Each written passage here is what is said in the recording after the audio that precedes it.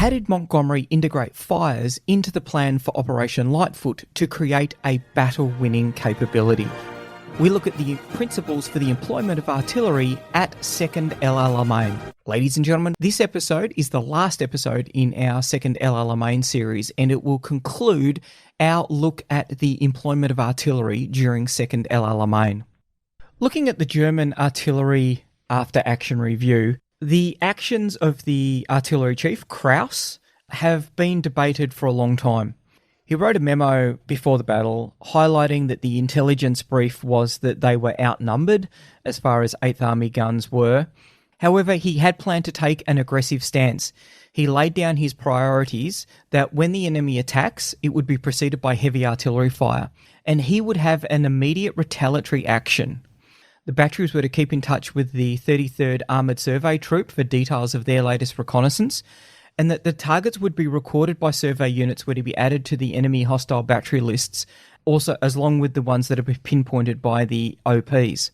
That done, he said, allocation of targets can be made in a manner that counterfire can begin immediately the code word is given, thus supporting our infantry as soon as the enemy barrage starts.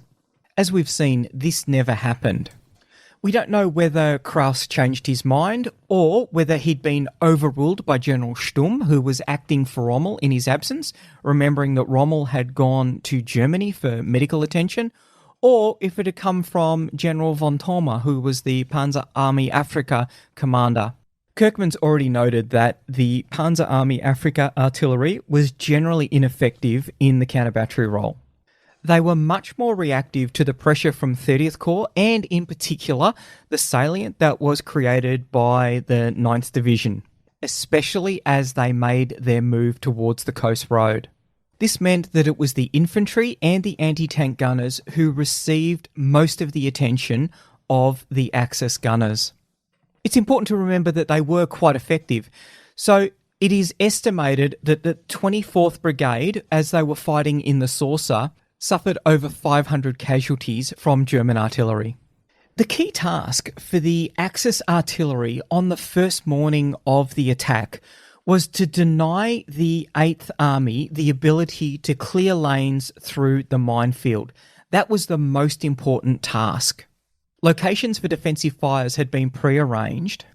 However, what they hadn't done is correctly appreciated the time and distance that the 8th Army sappers would cover.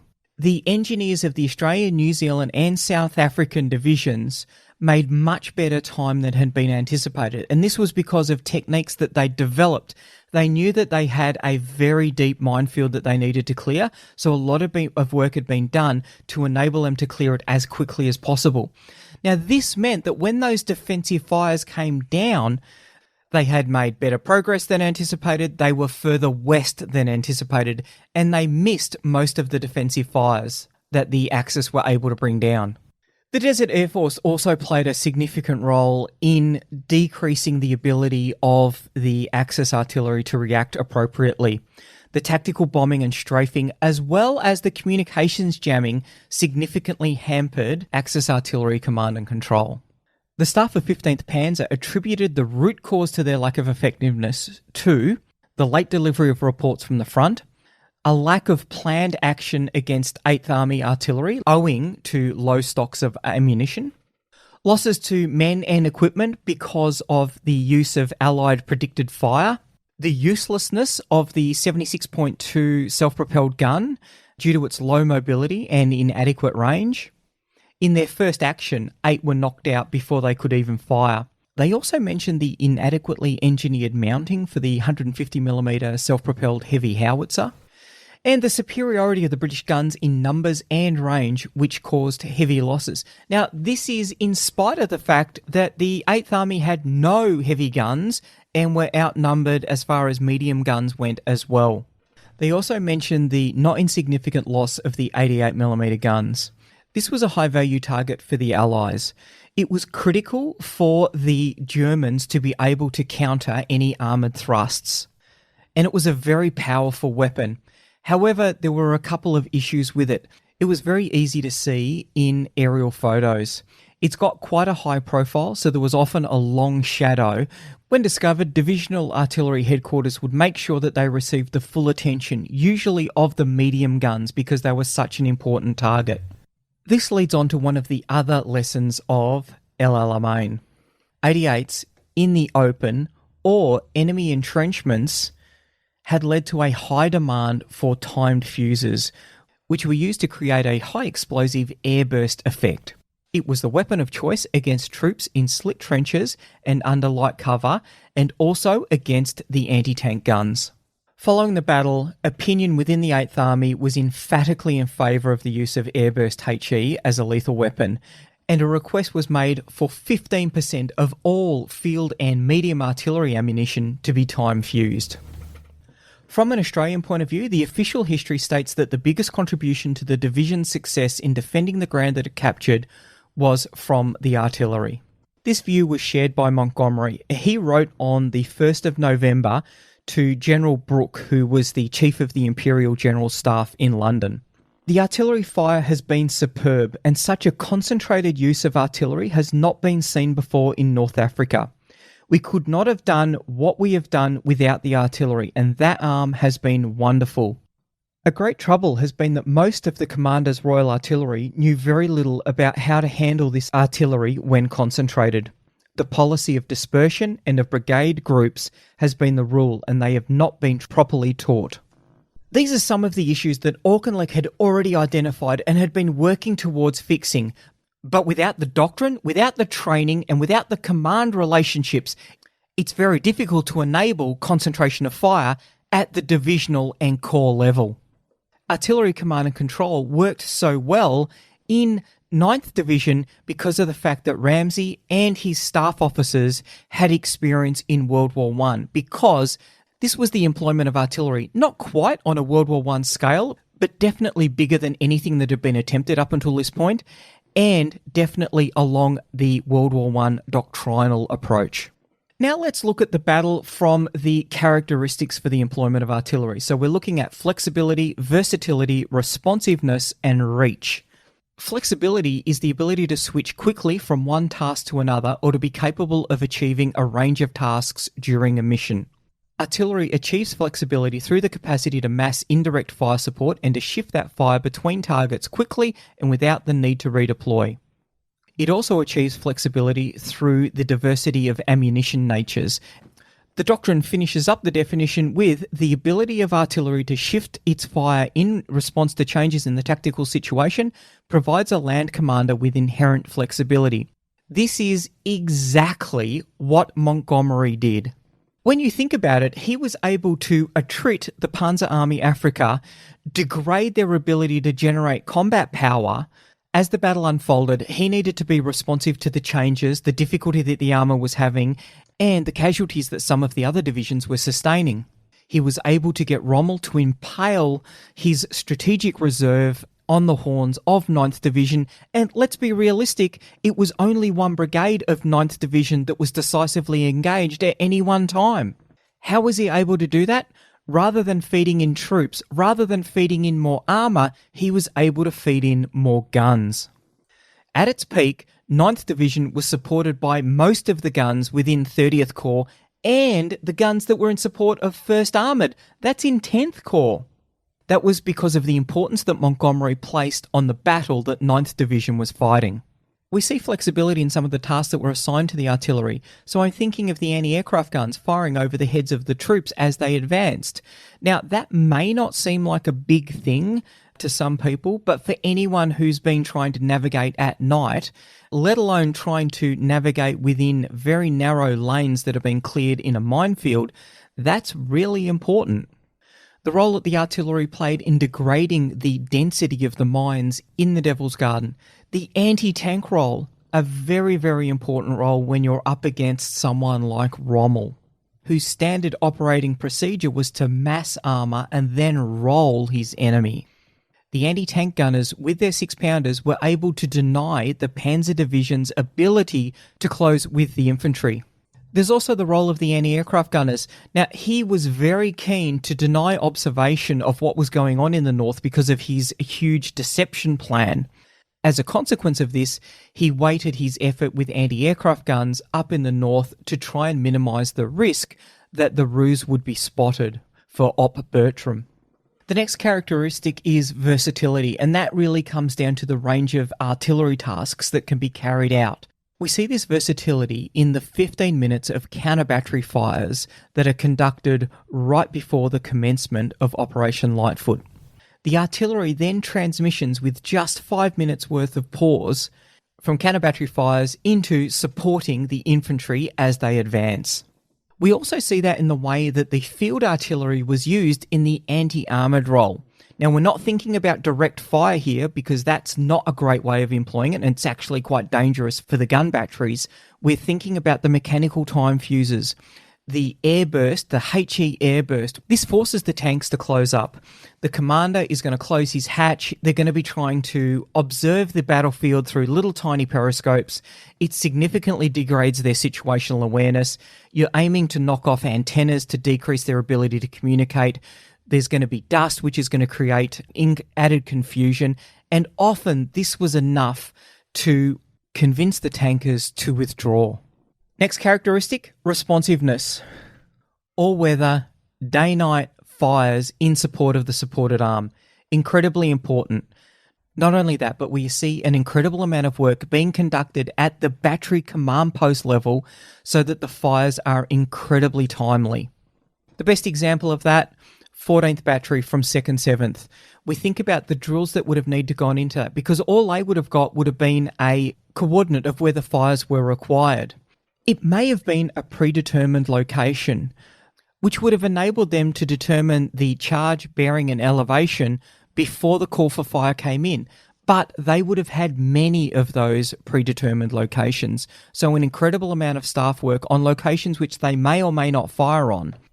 All of that done so that they can get the firing data out to the guns as quickly as possible so that they can get rounds downrange in support of the infantry when they needed that. Reach. Last characteristic, the range of artillery systems and the access to assets of some coalition partners adds depth to the battlefield. We saw this in 8th Army. We saw the field guns and the medium guns being used to surround the Axis in that northern salient.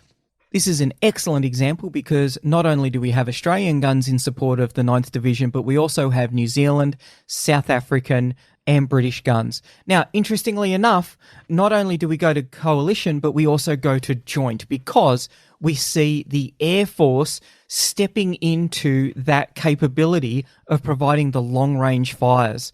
This was because there wasn't any heavy artillery within 8th Army. When we're looking to generate an effect, it doesn't have to be necessarily the guns. We've also got the Air Force who are able to assist. And if the Navy had been in attendance, there could have been naval gunfire support as well. Montgomery wrote his letter on the 1st of November, and it was only on the 8th of November, just 1 week later, that the Navy was in support, providing a prodigious amount of naval gunfire support to the Torch landings much further east. Now we'll finish up with looking at the principles of employment for artillery, being cooperation, concentration of fire, economy of effort, and sustainment.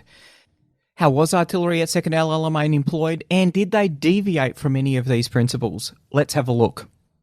Within the field artillery, effective fire support involves knowing when, where, and what type of fire is required, and this is achieved by planning, liaison, standard terminology, and the status of command. This is as it is in the Doctrine. Brigadier Sidney Kirkman is brought in by Montgomery to completely reorganise the command and control of artillery to enable the concentration of fire, which is then our next principle. Not only was the C2 reworked, but also the Doctrine and the drills, because remember, we are working our way up to the ability to conduct a stonk, a standard concentration, with 72 guns. That's a divisional artillery mission. 72 guns. The Royal Artillery had 8 gun batteries at this time, so a regimental mission was 24 guns. We're talking 72, so that's 3 regiments all firing at the same place at the same time. The command and control enables the cooperation which generates the effect, which is the concentration of fire.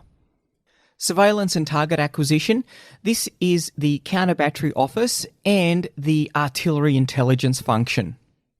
The General Military Intelligence function is predominantly interested in the enemy location, strength, condition, and intentions. Artillery intelligence wants to know all of that as well, so that the fire plan that will support the manoeuvre commander can be properly integrated so that the effects will create the maximum advantage for friendly troops as they're conducting their manoeuvre. The counter-battery office is very interested in the enemy artillery, including mortars, because remember the golden rule, do unto others before they can do unto you. At Second El Alamein, that role fell to the flash spotters and the sound ranging troops. They were operating from locations surveyed in by the survey troops so that they're all on a common grid, the theatre grid. That means they very precisely know their location, and when they get a bearing to a hostile battery, they can use some fancy trigonometry to very precisely locate that hostile battery. That information then is used to fight the counter-battery battle. But in this battle, we see much wider cooperation. The Desert Air Force conducts the photo reconnaissance role, allowing photos which are then gridded to provide a very accurate location of hostile batteries. Remember, some of those batteries may be tasked with not firing, so that when the artillery battle is joined, batteries that don't fire are much less likely to end up on the hostile battery list, which enables them to be ready to conduct the counter-battery battle when the battle commences. In 8th Army, at this time, we see two mechanisms of cooperation between the infantry and the artillery before the battle commences. Firstly, patrol reports, where infantry have been able to spot a battery that may or may not be on the hostile battery list. We also see infantry patrols being sent out in an effort to draw hostile battery fire. The flash spotters and the sound rangers were already queued on to the likelihood of firing. They were ready to locate those batteries. And so the infantry were used to draw out those resources so that they would be known at the start of the battle and could that way be neutralised. Next, we've got the ground-based air defence, our anti-aircraft gunners. They were doing two important roles. Firstly, there was the vital asset protection, protecting things like headquarters and airfields. But in concert with the Desert Air Force, they were working to attrit the Luftwaffe. The casualties that were inflicted enabled them to deny the Luftwaffe the ability to manoeuvre over the Allied lines. And this was really important, not because of the casualties that they could have caused, but the information that they may have gained. Op Bertram, the deception plan in support of Op Lightfoot, had a dominant narrative that Montgomery was going to attack in the south. What he was actually trying to do was to hide 2 corps worth of troops up on towards the coast. As we've seen in our episodes about Op Bertram and the deception plan, this was quite successful. Rommel wasn't able to concentrate his forces to mount an effective counterattack. He wasn't sure where the main attack was going to come, so his main reserves, his main counterattack elements, the panzer divisions, were split, one in the north and one in the south. Part of the task of denying him that situational understanding came down to the anti-aircraft gunners as they protected those forming up areas. In our Doctrine today, we don't talk about the role of the anti-tank gunners when it comes to the employment of artillery because they're with the infantry now. But I think it's really important just to mention the role that they played because it was critical as a part of the defence of the locations, particularly as 9th Division started to draw in those critical reserves that Rommel had, those panzer divisions. The role of anti-tank gunner/infantry very much blurred in this battle because the 6-pounders were with the gunners and the infantry were given the 2-pounders. The 2-pounder, an older gun, less stopping power, however, still, when craftily sighted on a flank of an attack, was able to inflict damage to the Deutsche Afrika Corps tanks as they were coming on. A role not for the faint-hearted because it was often done at quite close range.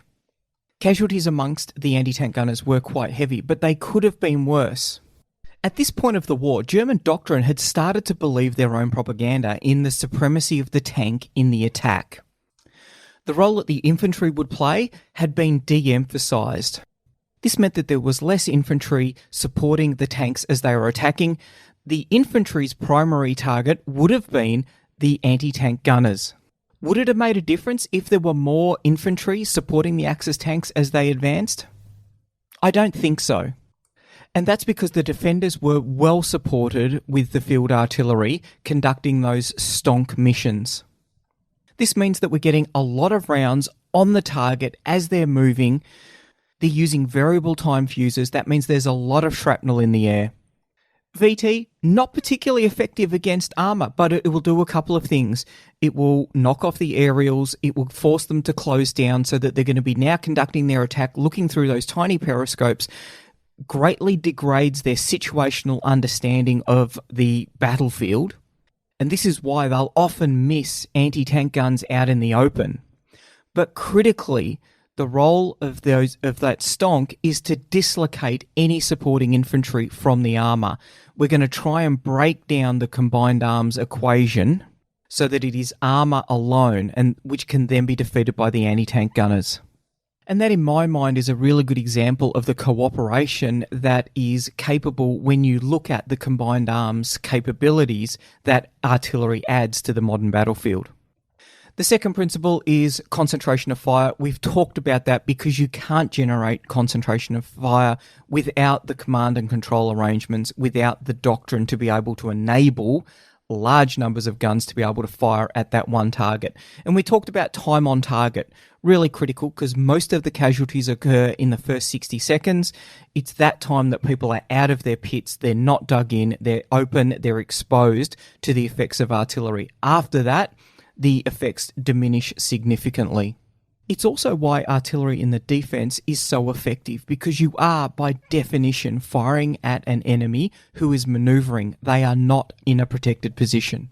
The next principle, doctrinally, is economy of effort is achieved by overlaying multiple fire units to achieve redundancy, maintaining a reserve of ammunition to engage targets of opportunity, coordinating artillery fire with that of other weapons to achieve a greater weight of fire, and having logistic arrangements that support the application of fire. Economy of effort implemented in one area allows the greater concentration of force at decisive points at critical times. Linking sensors to shooters enhances the economy of effort by releasing reconnaissance and surveillance assets for other tasking. Economy of effort is important in GBAD resources, which are limited in number and not able to protect every vulnerable point or asset. Economy of effort is used by Montgomery in the way that he weights his main effort, which is the Northern Coastal Road advance with 30th Corps. That has more artillery supporting it than 13th Corps down in the south. And that's because the role of 13th Corps is only to conduct a feint. It is going to attack, it is going to draw the attention of Panzer Army Afrika and delay the point at which they realise that the main effort of 8th Army is the Coast Road. It's important to remember that economy of effort is one of the general principles of war as well, and I think there's a really interesting example of this here. Maharbal, who was the Numidian cavalry commander under Hannibal, said, "Assuredly, no man has been blessed with all God's gifts. You, Hannibal, know how to gain a victory, but you do not know how to use it." For Montgomery, his job was to sequence battles in order to achieve the operational end state. He wasn't going to make the same mistake that Hannibal made. Operation Lightfoot didn't get off to a good start, but Montgomery became aware that Panzer Army Afrika was fixated on the role that the 9th Division was having as they threatened the Coast Road, and Rommel saw that one of his divisions may be cut off. Montgomery gave 9th Division a series of terrain objectives, none of which they actually achieved, but their goal was to have the Deutsche Afrika Corps culminate, to be finished as a fighting force and unable to mount an effective defence. He started withdrawing other units from the line so that they could rest and refit and be ready to conduct the breakthrough and then the pursuit of the Deutsche Afrika Corps. Montgomery allocates the minimum amount of resources for this phase of the operation. The main effort, culmination of the Deutsche Afrika Corps, that's 9th Division's job. He weights his main effort with all of the artillery that he has available, and it is a not inconsiderable amount. Remember, this is the apogee of Australian artillery in the Second World War. Brigadier Ramsay, the Commander Royal Artillery for 9th Division, will command more artillery than any other Australian officer at any other point in the Second World War. Freyberg, the commander of the 2nd New Zealand Division, is given the resources that he will need to achieve the breakthrough. Once the Deutsche Afrika Corps has committed itself to those counterattacks that it would make against 9th Division in order to protect that coast road. And in doing so, culminate and be forced to withdraw.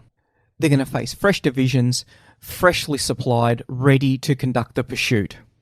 The 2nd of November sees Montgomery commence Op Supercharge, the breakthrough and the pursuit. Little does Rommel know that on the 8th of November, the torch landings will commence. Montgomery's 8th Army will become the hammer to Eisenhower's 1st Army's anvil. There will still be 6 months of hard fighting before the end of Axis resistance in North Africa. That comes in May. But at that point, there are 230,000 German and Italian prisoners of war. Montgomery was focused on the operational end state, the complete cessation of hostilities in North Africa. And all of his planning and sequencing went towards ensuring that that would occur. This is in contrast to Rommel, who did not see the strategic value of North Africa, or the limited strategic value of North Africa. Last principle for the employment of artillery is sustainment. Sustainment is critical to the uninterrupted provision of fire support. It involves the supply of ammunition, the maintenance of systems, and the protection of logistic and technical support assets. In high-intensity conflict, the supply of artillery ammunition is one of the largest single components in the resupply chain. Up to 70% of Army's lift capability may be required to support artillery ammunition. The nature of modern artillery systems has created an increased requirement for technical maintenance and information technology support. This is an excellent example of the strengths versus weaknesses component in the way that Montgomery structured Second El Alamein, because sustainment was a strong strength of 8th Army. Going back to the time of Auchinleck, a significant build-up in not only material, but also ammunition and fuel was occurring so that there would be the resources to enable them to defeat the Panzer Army Afrika. In 30th Corps, each gun fired 1,300 rounds during Op Lightfoot.